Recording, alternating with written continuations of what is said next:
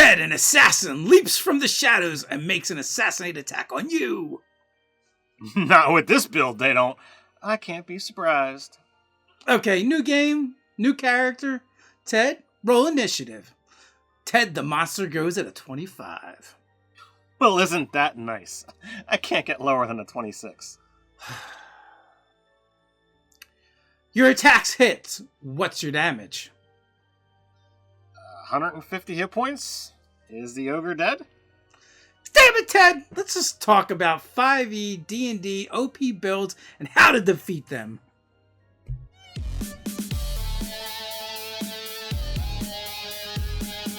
Welcome to Nerdarchy, for nerds, by nerds. I'm Nerdarchy Dave, and as usual, I'm joined by this nerd. Nerdarchy Ted. Make your YouTube feed OP with D&D videos by hitting that subscribe button.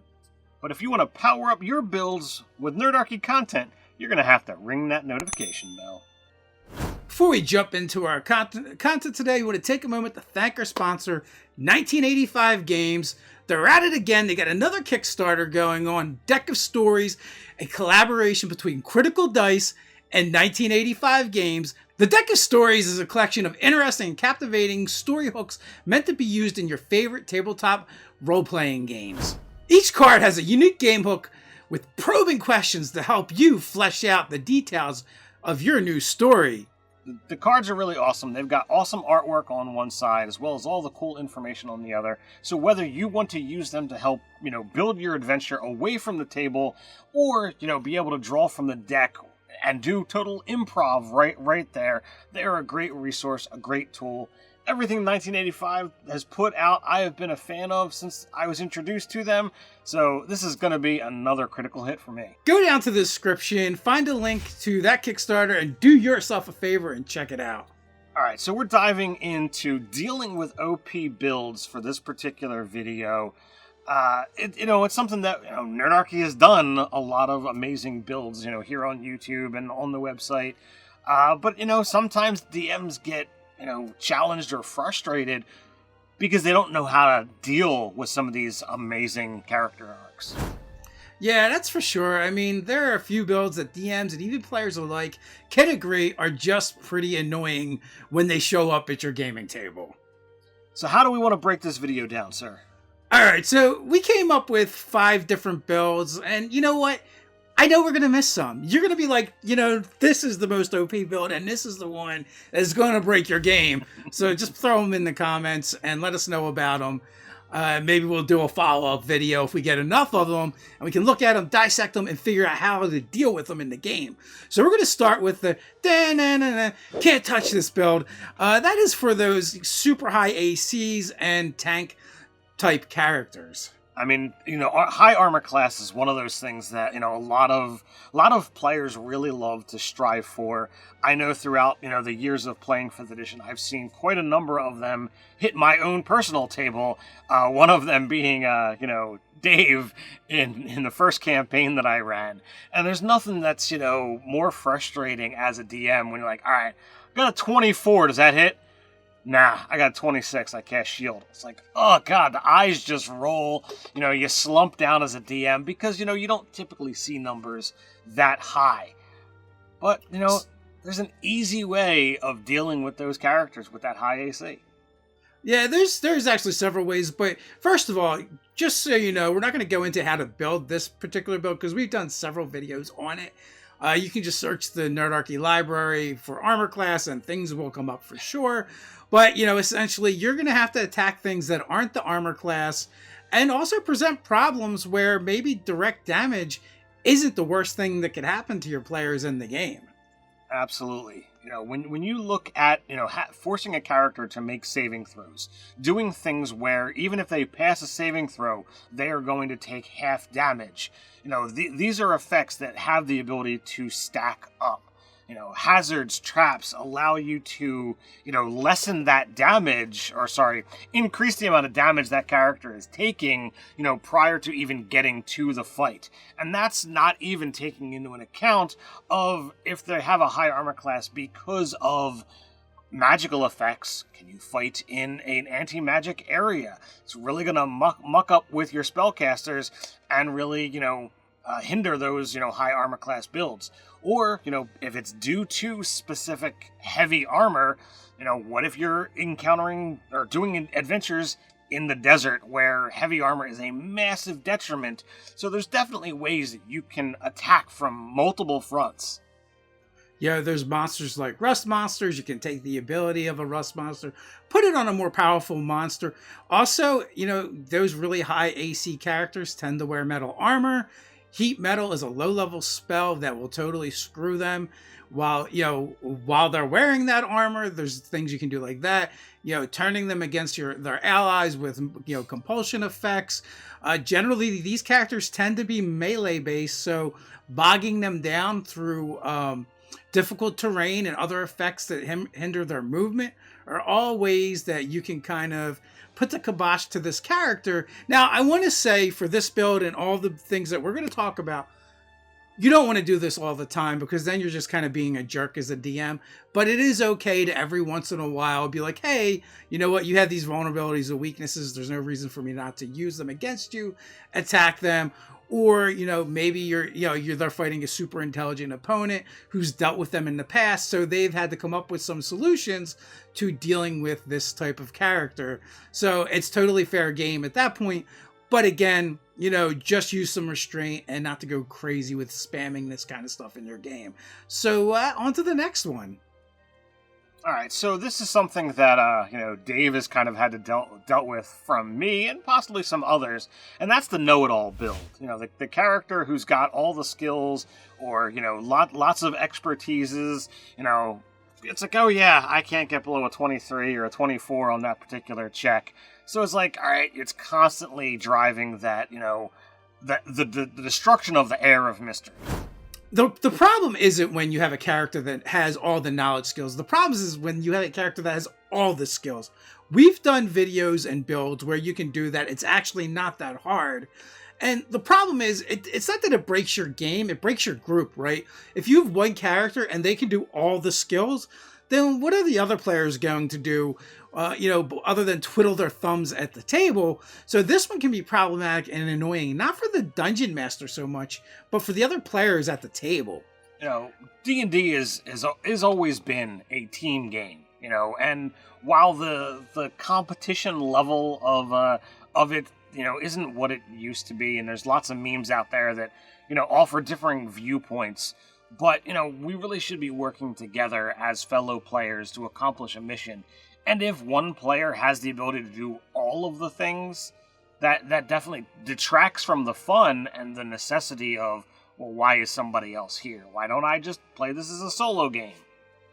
But fortunately, we do have solutions for you. First of all, as the Dungeon Master, try and create and think of scenarios where multiple skills have to be used at the same time. Recently in a game I played in, run by Ted, there was a specific trap that required two people working in concert in order to disarm the trap.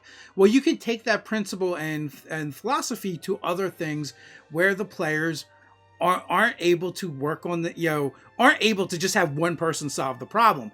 Maybe they need to do multiple things, and the trap is like a very specific thing, but there's no reason why you can't have multiple players that need to research different things at the same time. Maybe there's a time crunch. Maybe they only have access to a particular facility for so long, so they don't have time for the one character to do it all anyway. So this way that gives other characters a chance to shine as well. And I'm sure you can think of other situations where you can do that. Also, sometimes maybe you just need to split the party. Indeed. But puzzles, riddles, anything where, again, you factor in that time crunch, scenario, and you are going to have to rely on somebody else in that party. Anytime that you can force someone to, have to share the workload, share that, it winds up forcing people to work together. Sometimes it might not be the best, person for the job, but when you're the only person for the job, you got to do what you got to do. And that was one of the things that I was looking at, Dave's character's really good at traps. So I was like, all right, well, he's the only one in my party that can deal with traps. What if they need two people to do things? Maybe this'll get them. They got through my trap without a problem, but, it was close. Yeah, it required some cooperation, some role playing, and some ingenuity and quick thinking on our part to make it happen. But it did. It's possible, and you can do the same thing in your games. And the key is to find obstacles that are fun and challenging, not challenging and frustrating, so that your players feel like they're involved and it's enhancing the game, and it's not just like the DM trying to get over on them. So next up, we have Bring the Pain build, right? And this is just for those characters that do the maximum damage. Like, you're just going to have this happen as a DM. At some point, some player's going to show up at your game, and they're going to, like, start playing, and then they're going to hit something, and they're going to roll damage, and you're like, how on earth did you do that? Well, what you didn't know, this player stays up at night, every night, just dreaming of ways to do more and more damage. So when this happens at your table, that's fine. Once you know that that's a possibility, you need to start thinking of ways around that. And, they aren't necessarily always, more hit points or, damage resistances or things like that. The more interesting route would be you can completely neutralize this type of character by having situations that they can't fix by doing massive amounts of damage. So, I mean, I want to rewind that for a moment. Number one, it's not a problem, if a character is doing a crap ton of damage in your games.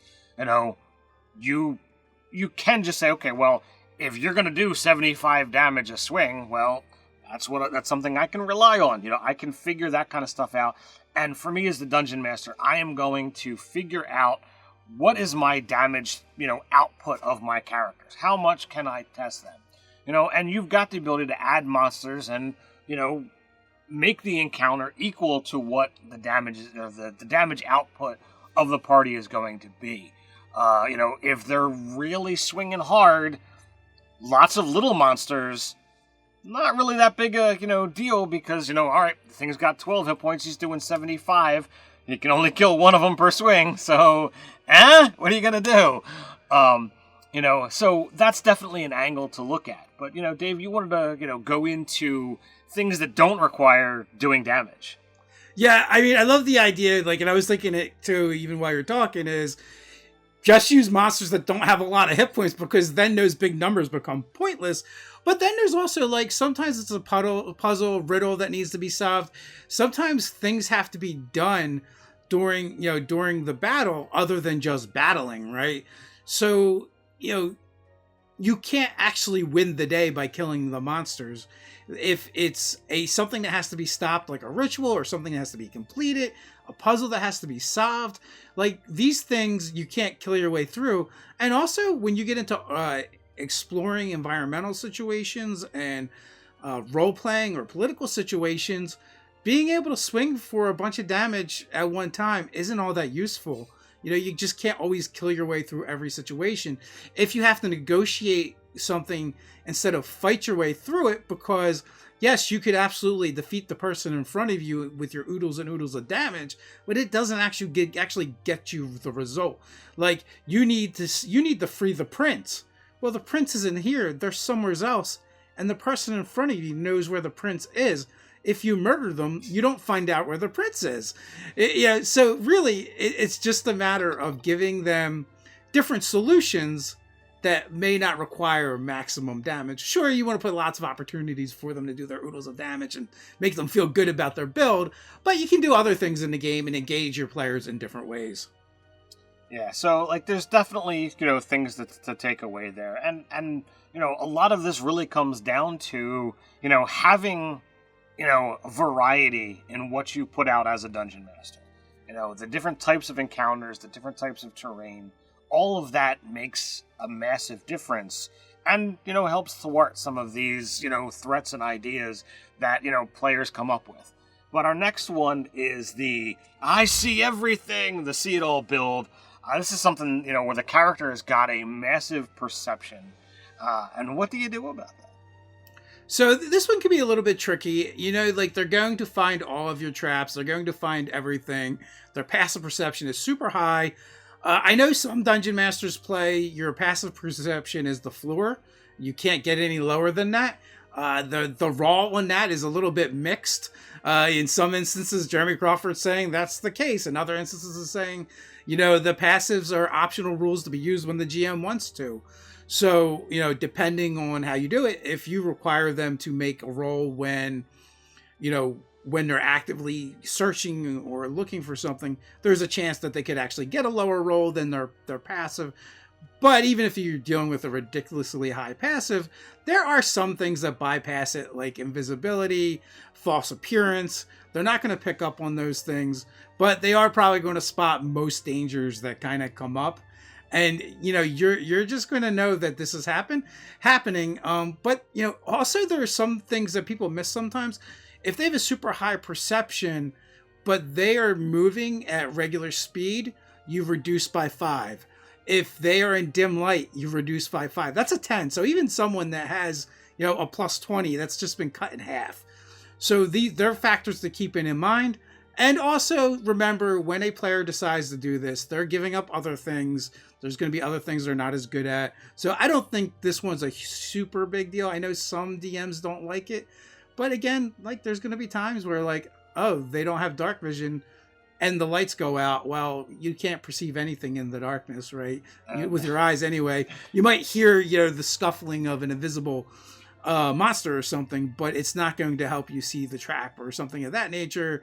You can always attack the senses of your players as well. That would also give them another penalty to any of these checks, whether it's blinding them or using a lot of sound and stuff to distract them or deafening them. I mean, you can look at any of the times Daredevil has actually had his heightened senses used against him, and I feel like that would be a kind of like a good blueprint. Yeah, I know. In one of my games, I decided that tonight's session is brought to you by darkness. It was magical darkness. Nobody could see. We didn't have a shadow warlock who would summon their own to deal with. So there was no perception score because nobody was seeing anything. There might have been, some checks to see if they could hear, but a lot of the things that they were fighting weren't making a sound. They were, spectral creatures and what have you. So it became this, lights are out. What are you going to do? So you definitely have the ability to go down that road. As Dave says, you can take a massive 10 off of that check. I've made, the high perception score, and it wasn't even something that I was initially after, but when I saw it, I'm like, hey, this is kind of cool. So I got to, with a high level game, a passive perception of 28, and I'm like, this is just ridiculous. What does this guy do that he is that observant? So I went with it. The character's name was Eyes, and he wound up being fun. But the DM said, okay, well, this is the kind of thing that I've got to deal with. I'm just gonna run with it, So she was able to say, all right, you're able to find and avoid this trap. She didn't plan anything, but she had traps that were there so that the characters would just be able to avoid them or deal with them. But didn't plan anything because it was, Eyes was just always going to be able to see them. Yeah, so the next build is our first responder build. And this one can be kind of annoying when you pair it with the See It All build, right? Because it's not hard to do. Right. So the concept for this build is you have a super high initiative and you're probably going to go first. I think when we've done this build, you can easily get over a plus 20, even maybe a 25 to your initiative when you put all the things together. Part of that is taking the alert feat. That means you cannot be surprised. So this makes it really tricky. This makes the See It All build even worse when you add an alert to it, because at least before you could kind of be tricked by false appearance and you could be surprised that way. But now we've taken away the surprise round going with the high initiative, and you're probably also going to go first. Alert does a couple things for you. Bonus to initiative. Can't be surprised. You also don't have you don't have grant advantage when you're being attacked by unseen opponents. So these two are really tricky together, but I don't think they're insurmountable as the DM. We just do know that this character is not going to be surprised, and they are going to go first. And similar to, the high perception build, it is something that as the DM, we just prepare for it. If you understand I'm never going to get the drop on this character, and plan your material accordingly, or run your sessions accordingly, that's okay. Like, you have given that character, that player, what they want, and that makes them happy. Okay, I'm typically going to go first, I don't get surprised, no one's going to get the jump on me, it's great. These type of characters are not your tanks. They are not your, massive barbarians that are a pile of hit points. So, it's all good. You don't have to, deal with that. You have other ways of dealing with them. So I will say there's two things that come to mind when thwarting this type of character, the damage character as well.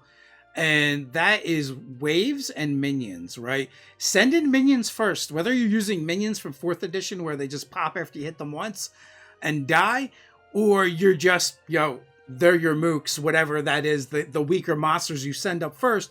Well, great. You knew they were there and you went first. Congratulations. Well, when other monsters enter the combat later in the round, you know what? They weren't targets for your first responder.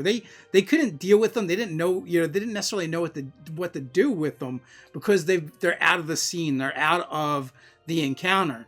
Ted has always enjoyed using waves in his games, and it's just another way to add a level of difficulty and challenge to an encounter without lumping all the monsters on your players all at once.